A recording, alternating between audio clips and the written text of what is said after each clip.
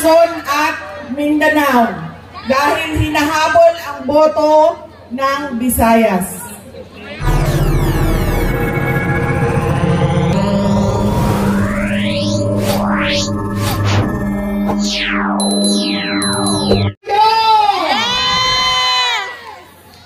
Parinig naman po at isang sabay-sabay na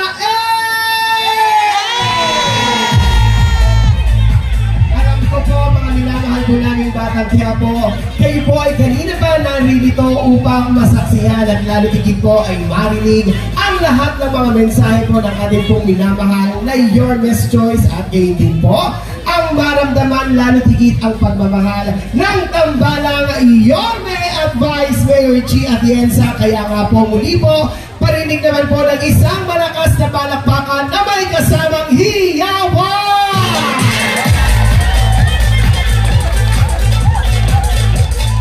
Subukan nga po natin kung sino po ang pinakamalakas ngayong gabi. Magpalakpakan nga po ang aking mga nasa Nangka!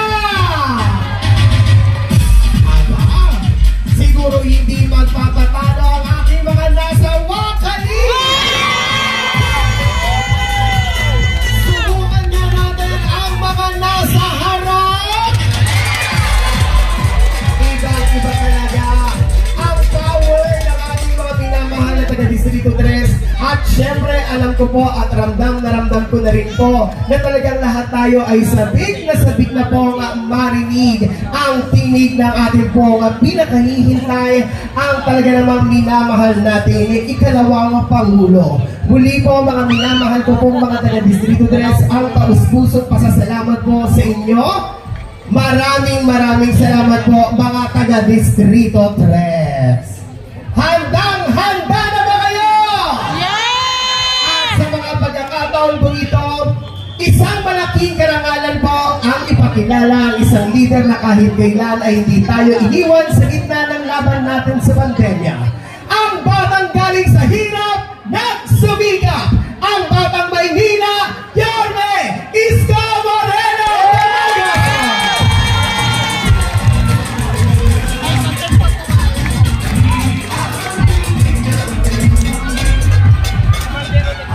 Magandang gabi mga Batang Quiapo! Ako, balita ko, kanina pa kayo alas 6 ng gabi. Di wala nagsaing sa bahay. Maraming titila pong kaldero. Kung wala nagsaing sa bahay, wala pa rin kumakain. Sigurado kayo? O ngayon, dapat ako magsasalita. Pero ngayong gabi, very special ang gabing ito sa Quiapo. Dahil mas gugustuhin ko na mapakinggan ninyo ang mensahe sa inyo mismo ni dating Pangulong Rodrigo Roa Duterte. Nadadalhin sa atin ang mensahe na yan ng kanyang maganda at magaling na anak, the Vice President Sara Duterte.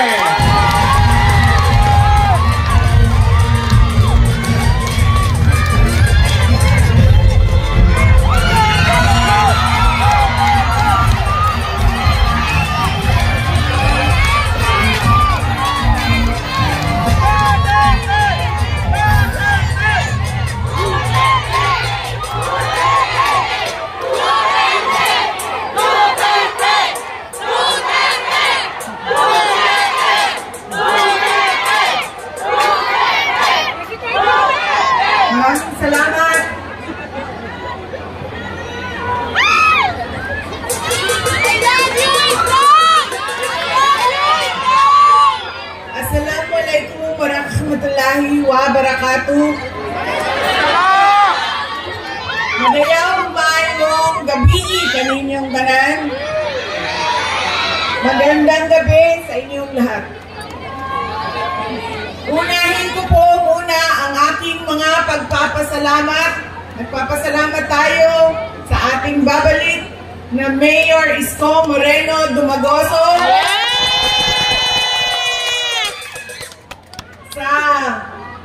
kanyang pagpapahiram sa atin ng stage, ng ilaw, ng kuryente, ng mikropono para mapaabot sa inyo ang aming mga mensahe ngayong gabi na ito.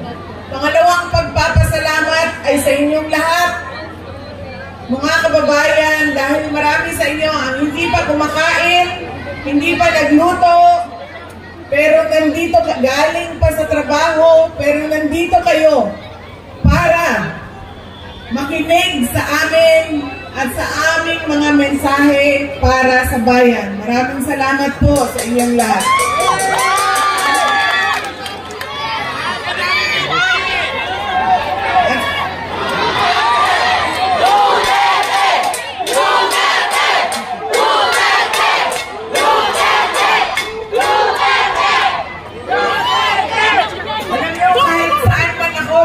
Ngayon, galing kaming Samar, tumawid kaming Leyte, tumawid kaming Cebu, tumawid kaming Negros, pumunta ako nung isang araw, kagabi, dito sa syudad ng Maynila, kaninang umaga sa Quezon City. Ngayon, bumalik na naman ako sa syudad ng Maynila. Ang sigaw ng mga tao ay Duterte.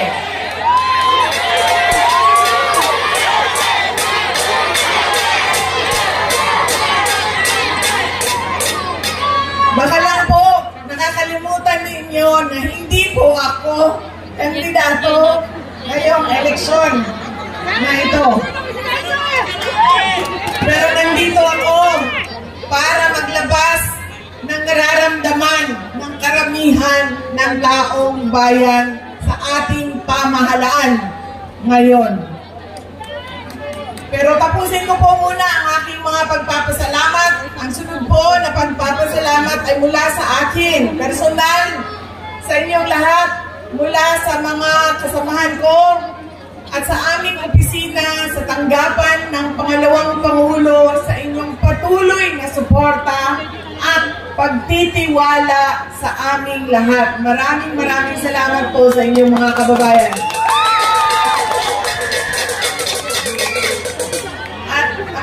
Pagpapasalamat ay mula po sa pamilya namin, ang pamilya Duterte. Napakalaki ng utang na loob namin sa inyong lahat sa pagkakataon na ibinibigay ninyo sa amin na makapaglingkod sa ating bayan. Nako, kaayo ang amuang utang kakabubutong kaninyong tanan sa oportunidad na ginahatag ninyo kanamo nga mga makaserbisyo sa ato ang nasod. Daghan kaayong salamat. Daghan salamat. Alam nyo, marami sa ating mga problema ngayon ay dahil sa ugali nating mga Pilipino kung paano tayo pumipili ng leader ng ating mga komunidad at ng ating bayan. Una na ugali ng Pilipino ay kung sino yung nagpapatawa sa kanila, sumasayaw, kumakanta, na-entertain sila, ay yun ang naaalala nila pag-upo nila doon sa presinto, sa voting precinct natin. Hindi na natin tinatanong, ano ba ang pangako ng tao na ito nung siya ay tumayo sa entablado para mangampanya?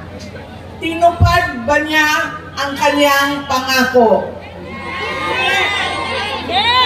Yan ang ugali natin. Maganda sa paningin, sumasayaw, na-entertain ako, naaaliw ako sa kanya, iboboto ko siya. Hindi na natin tinanong, noong ba ikaw ay nangako na 20 pesos ang kilo ng bigas ay tinupad mo ba?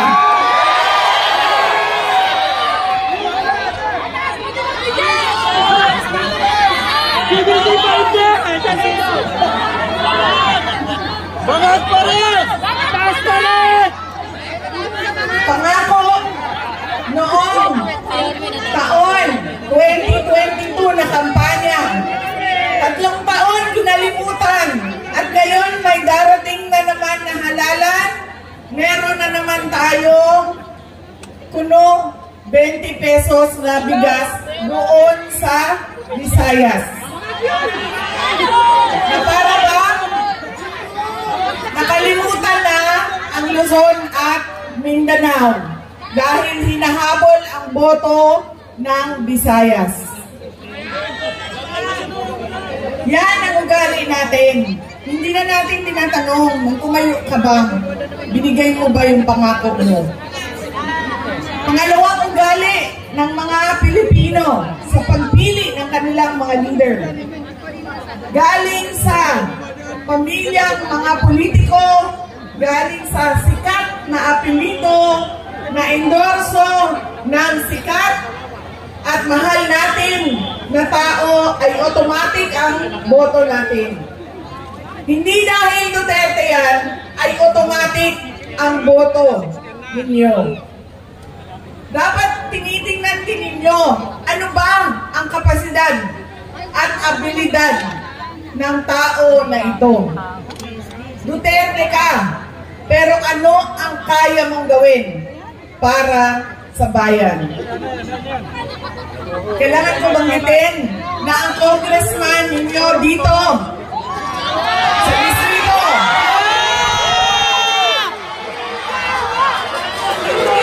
ay inundos mo ba?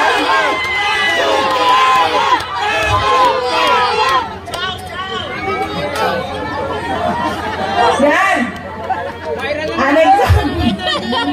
Ang sampon na automatic yung boto natin, sikat, endorse ng sikat, galing sa pamilya ng mga politiko Duterte, boto natin yan. Ganyan ang ugali nating mga Pilipino. Alam nyo, yung congressman nyo, si Joel Chua ba yun?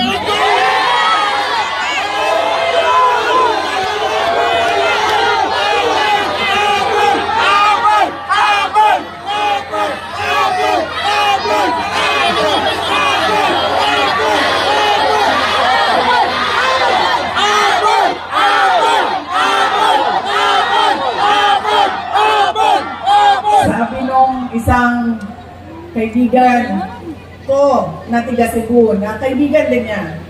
Sabi niya, pare, bakit mo naman ginaganyan si Sara? Wala naman niyang ginawa sa iyo. Sinisira niya ang pangalan. Sabi niya doon sa kaibigan namin, utang ina pare, hindi ko naman kilala si Sara at hindi niya ako kilala. So ano ba pakialam ko sa kanya? Utang inyara rin. Nandito ako ngayon sa distrito niya.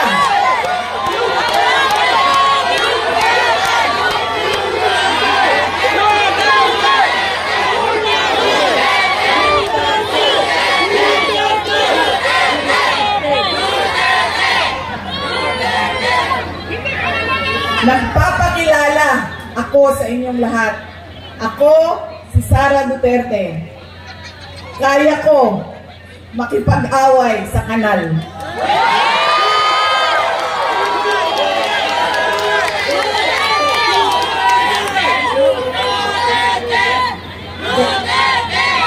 Kami, kung saan kami galing, doon sa Mindanao.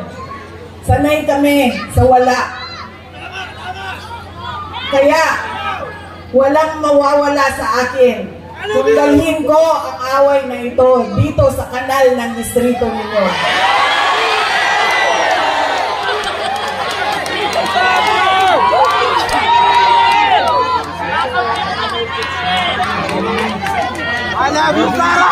Mga sis, saan kayo galing? Mindanao! Kung sa'yo mga taong sundiri, mga Maranao.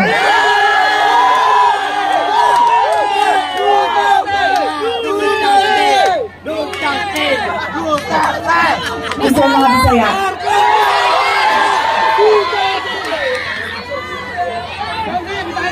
Ayaw mong kalimot ha, pag-abot sa adlaw sa pinili ay butangin na ninyo og 0 si Chua.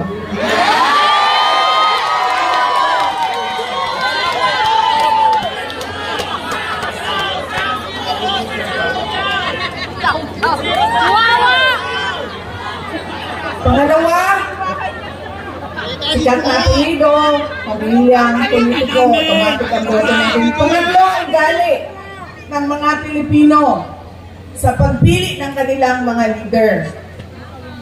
Kung sino yung may pera at bumibili ng boto, ay ibinibigay natin ang ating pagkatao sa kanila. Alam nyo, galing akong Bacolod, galing akong Manila, kahapon, Quezon City, tinatanong ko ang mga tao, magkano ba ang bilihan ng boto? 2,000, 3,000.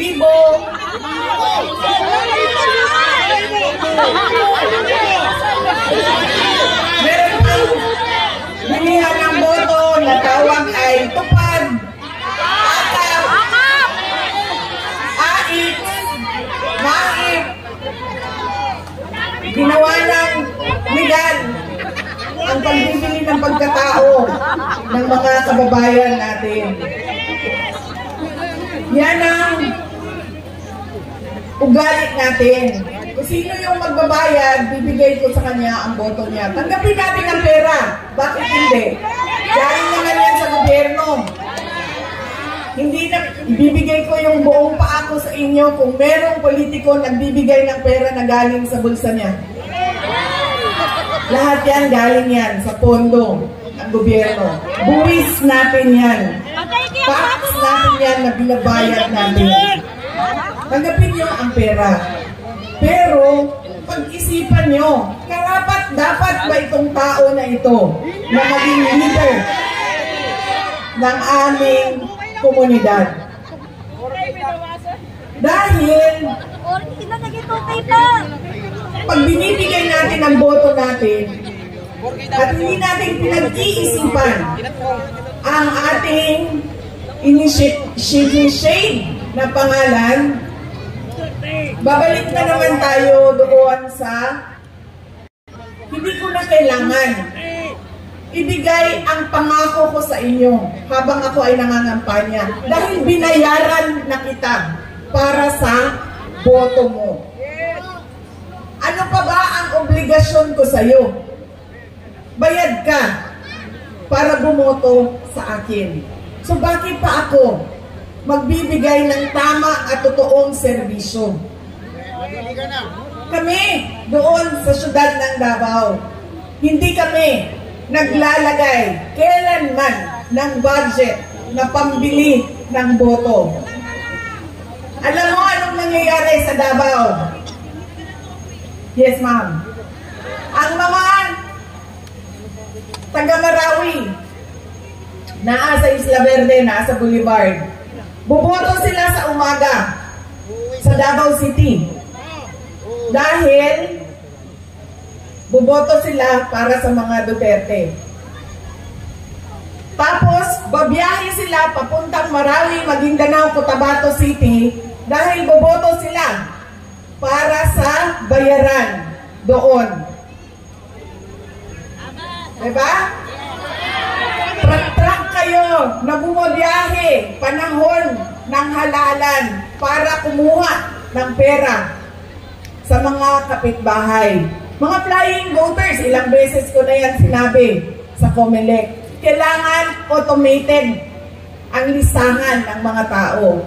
Dahil kung hindi ninyo ginawa yan, at hindi niyo binayometrics yan, ganyan lagi ang kultura ng ating halalan. Boboto dito, lilipad sa Bulacan, boboto doon, tatanggap. Ganyan sa amin. Hindi kami nagbibigay. Boboto sila, sa umaga, babiyahe sila, tapos boboto sila doon sa kapitbahay namin. Doon kasi may bigayan ng pera. Yan ang nangyayari sa atin. Sabi ko nga, walang problema. Kunin natin ang pera. Pero pag-isipan natin ang ating mga leader. Dahil yan ang kinabukasan. Yan ang magdadala sa atin sa tama o maling kinabukasan ng ating bayan. Alam niyo, masakit sa akin yung pagbibili ng boto. Dahil nga, nawawala yung respeto ng tao sa isa't isa. Nagiging transaksyon. Mahalin mo ako, bayaran kita. Pag hindi mo ako bayaran, hindi kita mamahalin. Nagiging transaksyon ang ating mga relasyon sa ating mga kababayan.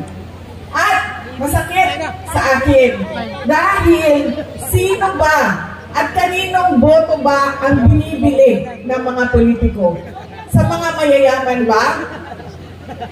Sa mga mataas ba ang trabaho at natapos? Mga doktor, binibili ba ng 2,000 ang kanilang boto? Mga engineer na kumikita ng 1 milyon isang buwan, binibili ba ng 2,000 ang kanilang boto? Hindi. Ang binibili ang boto, yung mga tao na araw-araw naghihirap, nagtatrabaho, naghahanap buhay dahil ang 2,000 ay napakalaking bagay para sa pamilya nila. Yung mga taong naghihirap at walang-wala. Masakit yun. Dahil pinagsasamantalahan yung kahirapan ng mga tao. Dahil ba walang-wala ako, bibilhin mo na ang aking dignidad at prinsipyo. Yan ang gali natin, mga Pilipino. Kung sino yung naaalala, bahala na. Hindi ko na tatanungin kung ibibigay mo ba pangako mo. Kung sino yung sikat, kung sino yung malaking pamilyang politiko. At binibigay natin yung pagkatao natin sa taong magbabayad, sa tamang presyo. Kaya kailangan, madami nagtatanong, ano bang magagawa namin? Ano bang matutulong namin kay Sara? Wala na kayong matulong sa akin. Tumulong na kayo. Ginawa niyo na akong pangalawang pangulo ng ating bayan. Oh, susunod yun, sir.